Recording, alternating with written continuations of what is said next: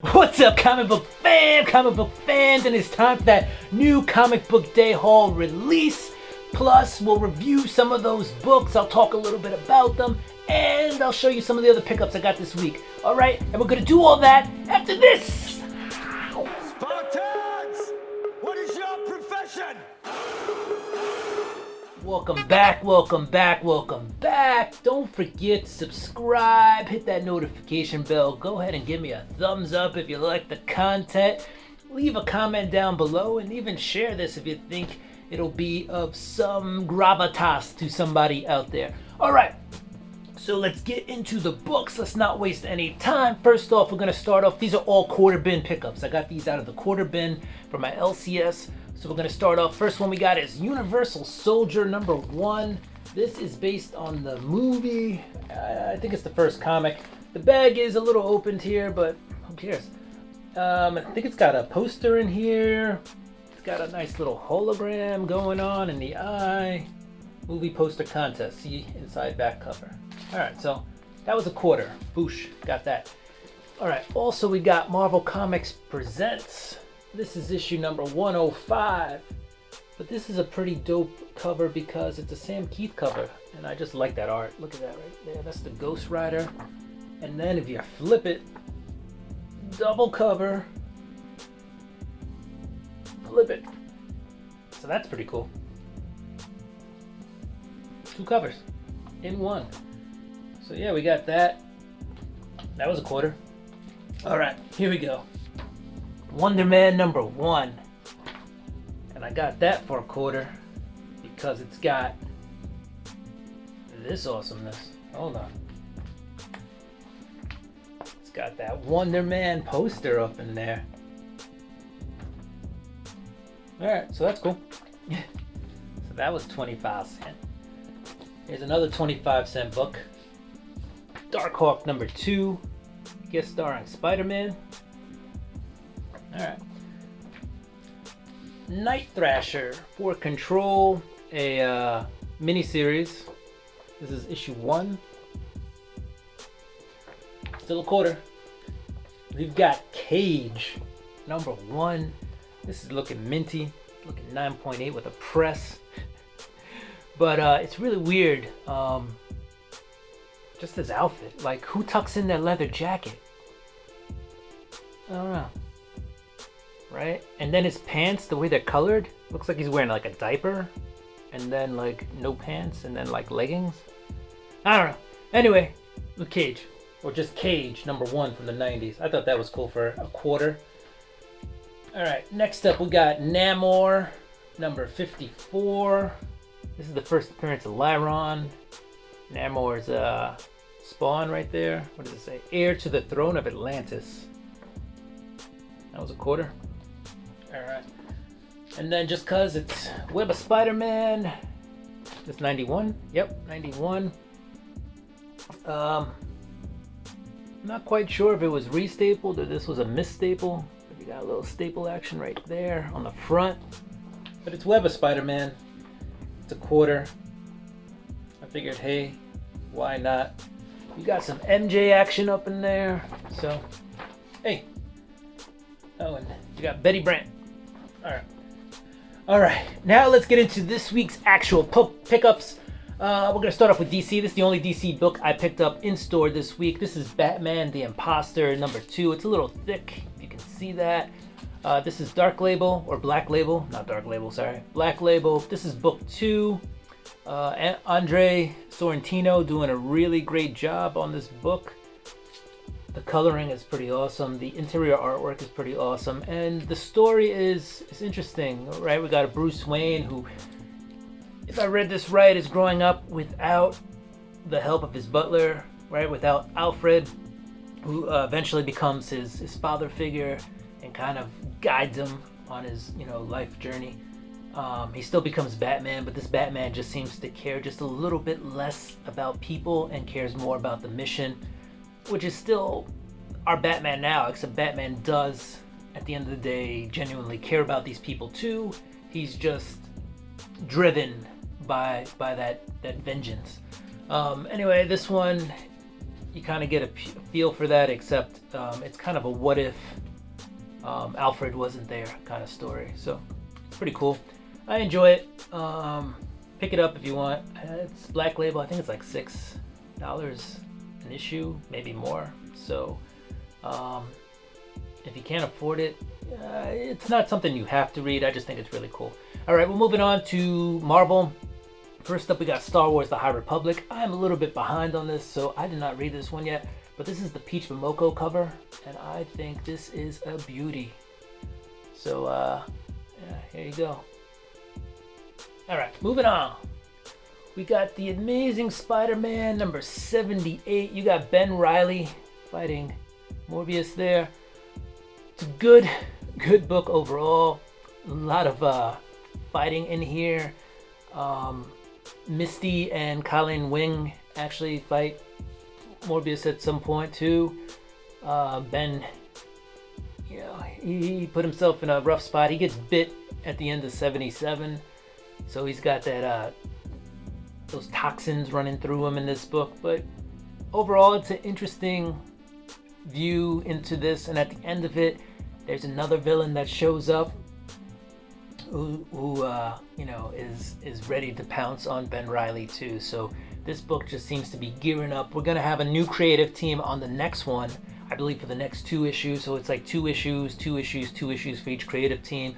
So, and each team gets to hit, you know, a certain note. So so far I like it. So far so good. I think it's been really well thought out, and I like where it's going. It definitely is moving at a much quicker pace than it was in the past. Okay, so I'll give it that. Excellent story. Really good art. That's Kelly Thompson there. Sarah Pacelli. All right, we're moving on. This book actually I got today because my LCS was like, hey, we forgot a book. And I was like, oh yeah, Savage Avengers. How could you forget that? Because this is one of the top books I think right now that Marvel's putting out. You got Jerry Dugan on this, of the X-Men book fame, and what else is he doing over there? Well, he did Deadpool for a while, and he does the Marauders, my favorite X title. How'd I almost miss that? But anyway, you got Kula and Voth, right? The Savage Avengers come together thanks to Kang the Conqueror giving them some help. So you got a Kang appearance in here. You have the Savage Avengers. Actually, like I think it may be the first time they actually like say their name in the comic. I could be wrong. So that happens here in issue 26, and you have an epic battle. It's pretty gruesome, let me tell you. Doctor Strange, you got Wolverine, you got Doctor Doom, you got Conan. Who else shows up? Elektra is there. So this team is pretty deep. Did I say Wolverine? Wolverine shows up. Ghost Rider. So it's a pretty awesome team all to defeat this guy. And at the end, they think they got him. Cliffhanger. Gotta get the next issue. See what happens. 26 in. And still enjoying every moment of that book. Alright, next up, this is probably the biggest Marvel book of the week. I feel like this was probably the top seller of the week. We got Venom, #1. This is the A cover. So it kind of delves into where Eddie Brock is at this time, and also where Dylan Brock is. All right, and you got Sleepers also in here and stuff.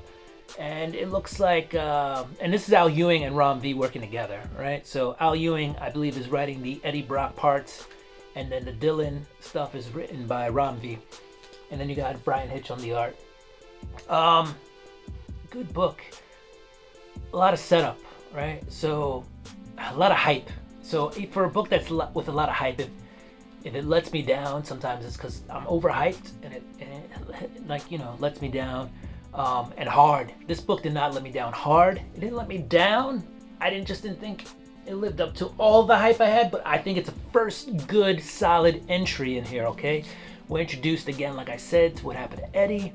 There seems to be some new players on the board, some new villains, some new, who knows what they'll be. We'll find out later.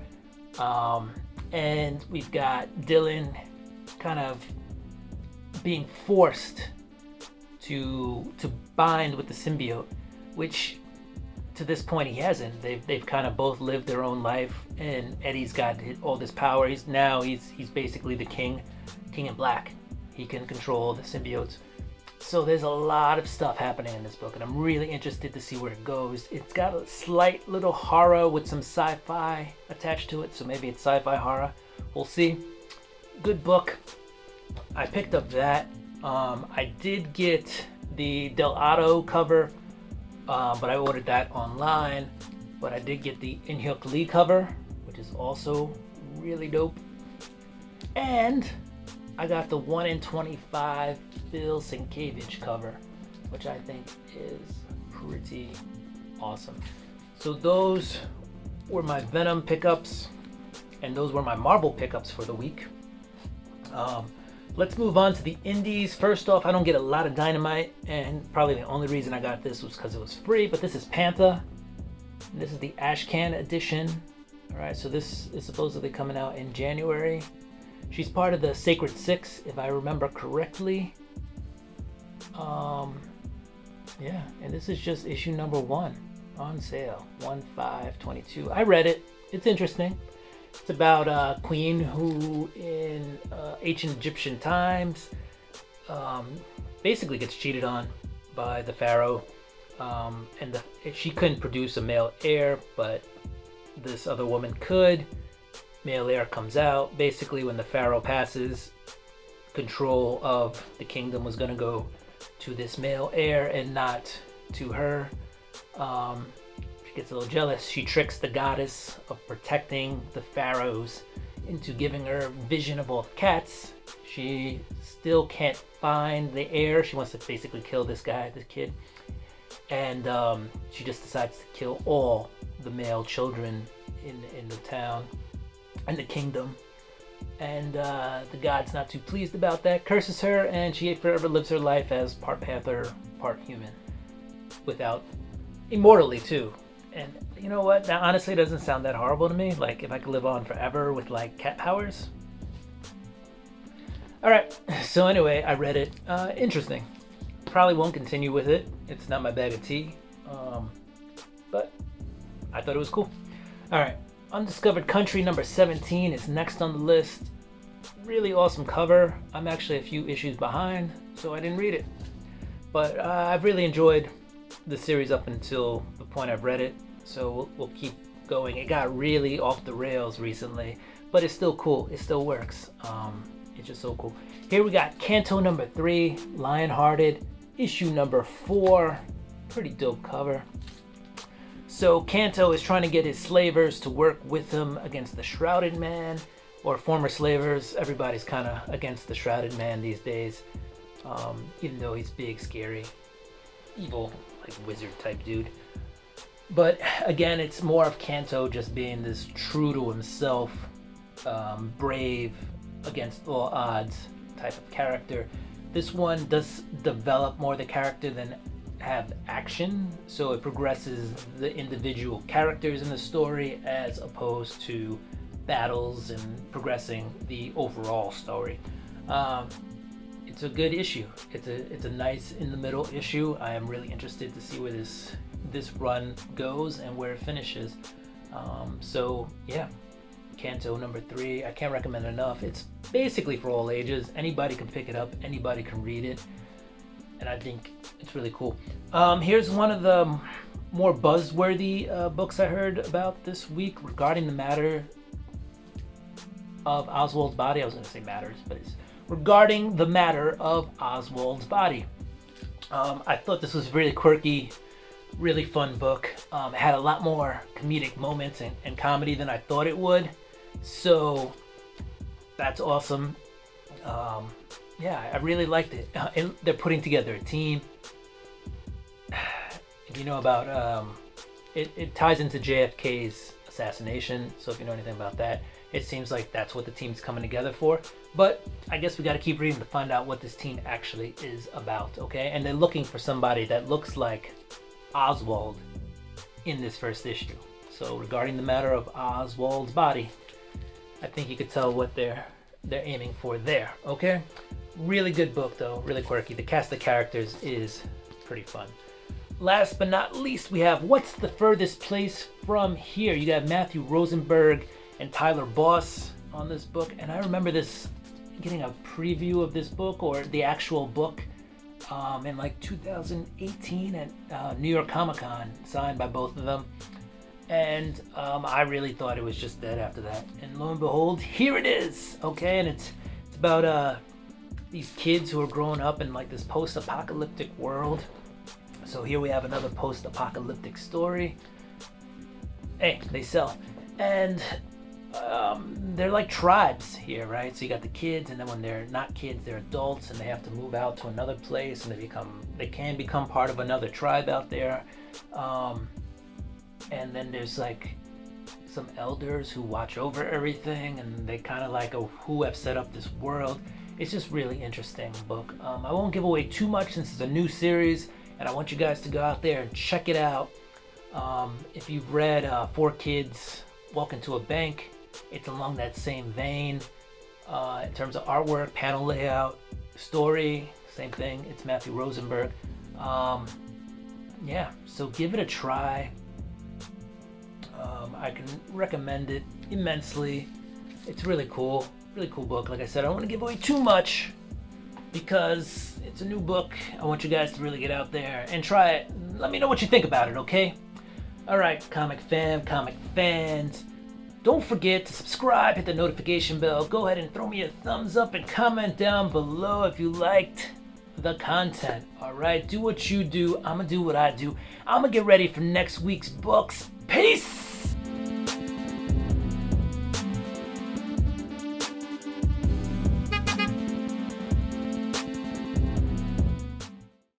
For you, today's new comic book.